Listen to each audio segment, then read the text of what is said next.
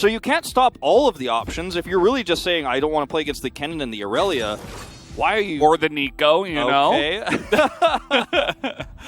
I mean, they could still save this 5th pick for a lot of flexibility in that top side of the map based on what KT are rolling with here. 100% win rate. Can't fail. Can't fail with this pick. Could be Nico and Rel in the bottom lane, but that would be really weird. Yeah.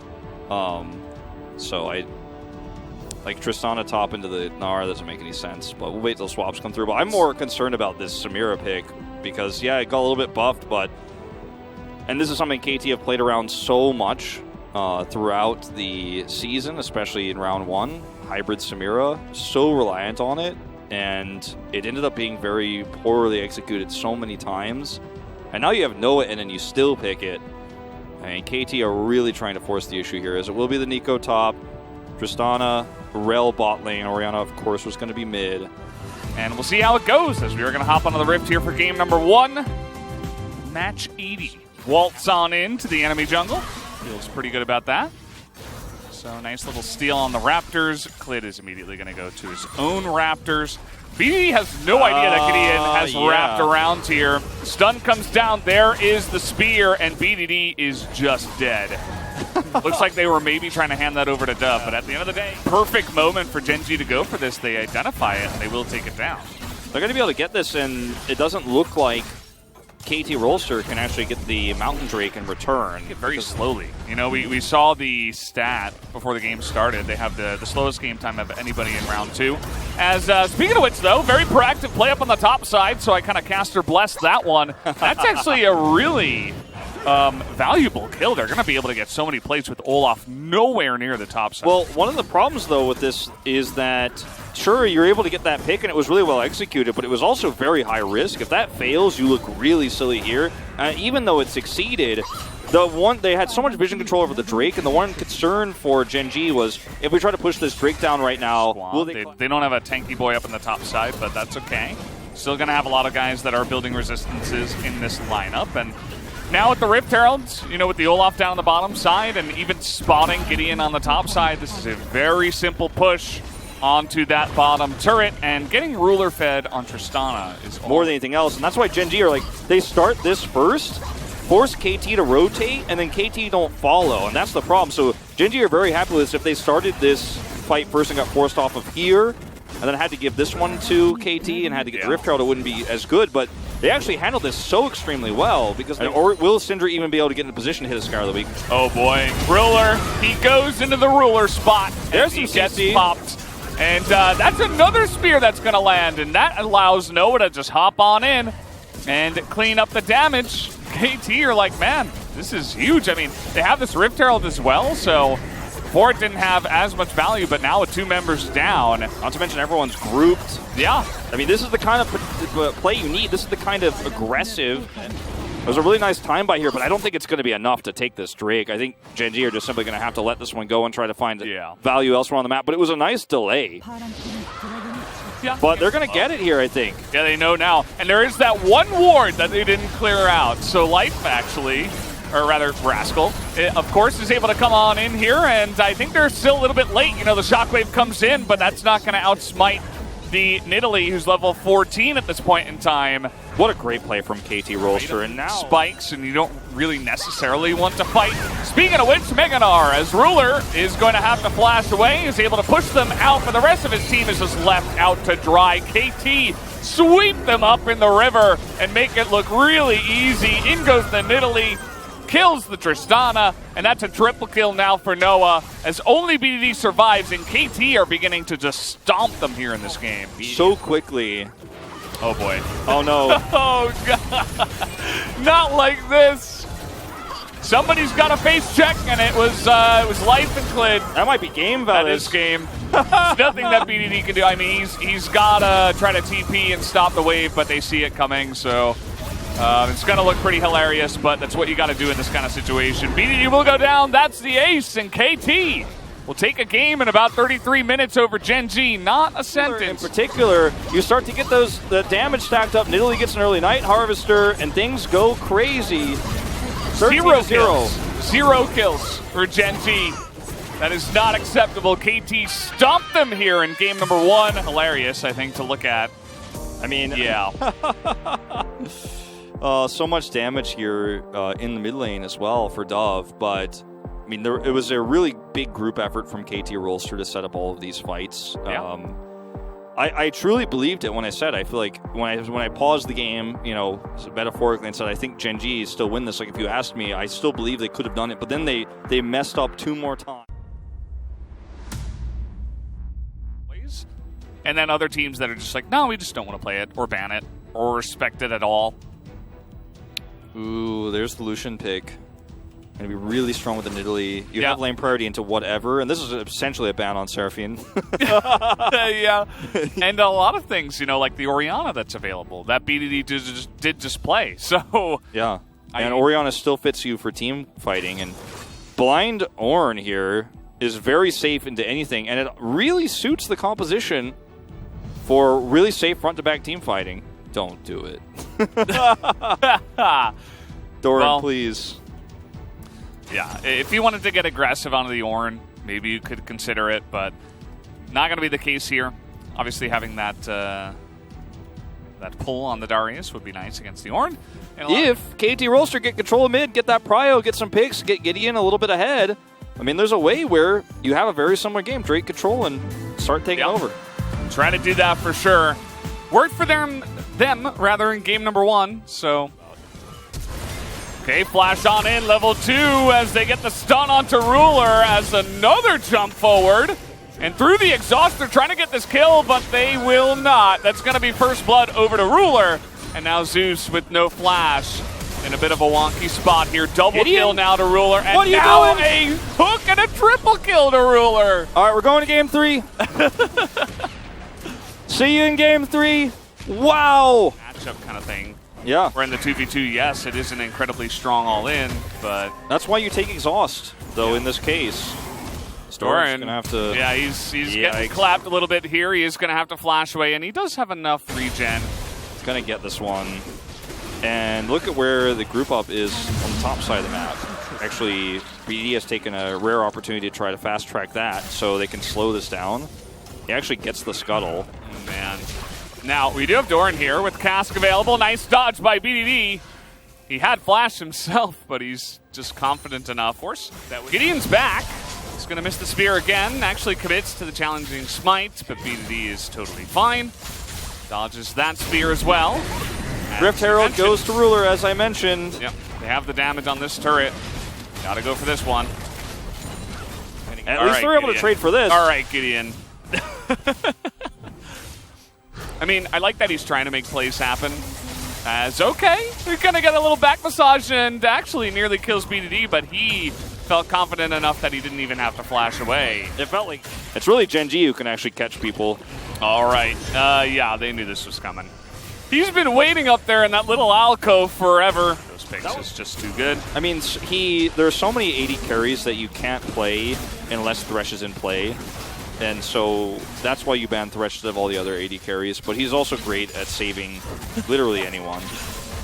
BDD's just adding insult to injury with some very poignant emotes. Like, that Lantern was like sucking the life of the dreams and the hope out of KT in this game. Like, yeah. It's like, oh, maybe they don't know. Oh, they knew like so hard. Like there was there ever any doubts? Like when the villain is like, he pulls out the one-liner and he's like, no, I have known 6 months ago. It's actually one of those feelings everyone has when they play 80 carry when you end up losing lane. And then you like do this, but you know there's a high chance you're going to get picked. Oh, that was kind of a cool prediction. They're going to just kill him. I mean, but like, can you even blame Noah? Like that's actually, I think that play to try to push top and get a turret is correct, because what else can you do? Yeah, we need 9 more to get to the center of the Ornn. And even then, it's probably going to take some more. It's not a Tootsie Pop in there. Nope. Oh, 0 for 3 now. You know, that was close to Ruler. There is like one way for KT to win a fight. It's you just immediately blow up Ruler with no casualties. So if they can do that, you're feeling pretty good. The Ornn Horn, I think, is coming out here real soon. Here it comes. That's right as I say that. We're going to use that into the pit as it goes the way of Gideon, who is going to steal away the Ocean Drake, and everybody on the side of KT should just get the hell out of there.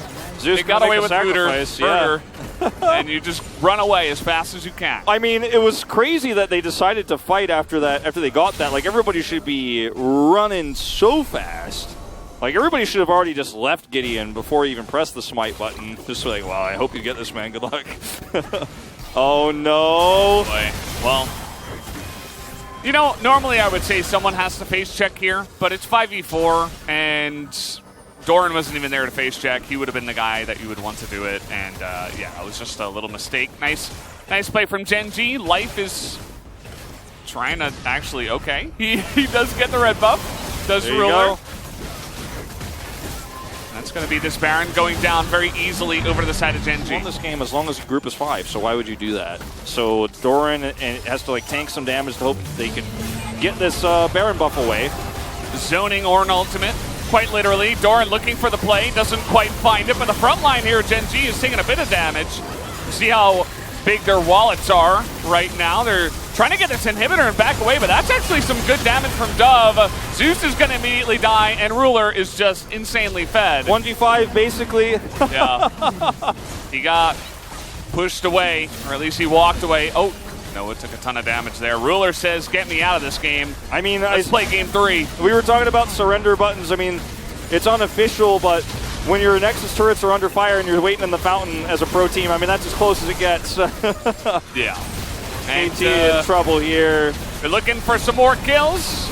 Maybe trying to get 11-0 perhaps. Ruler certainly is.